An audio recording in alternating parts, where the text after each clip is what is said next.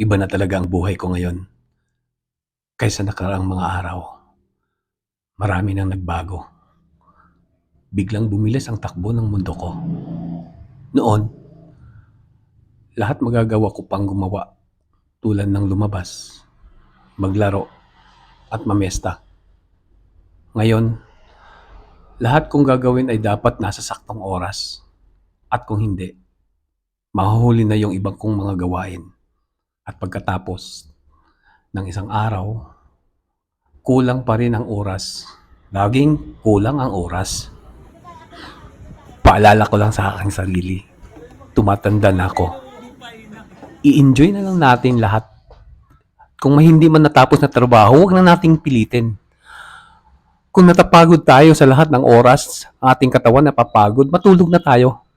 Kung sakaling gutom na tayo, kumain tayo. At kung feeling mo na hindi ka na maligaya, maghanap ka ng papaligaya sa'yo. Hindi naman tayo robot eh. Kailangan magtrabaho sa lahat ng oras.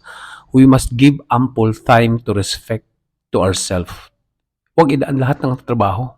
Magsaya tayo, sumayaw, tumawa ng malakas kahit mag-isa lang tayo. At dito hindi pa nagtatapos ang aking kwento, umpisa lang to. Yun lang mga kababayan. Follow and share na lang kung gusto niyo ang kwento ko. Thank you po.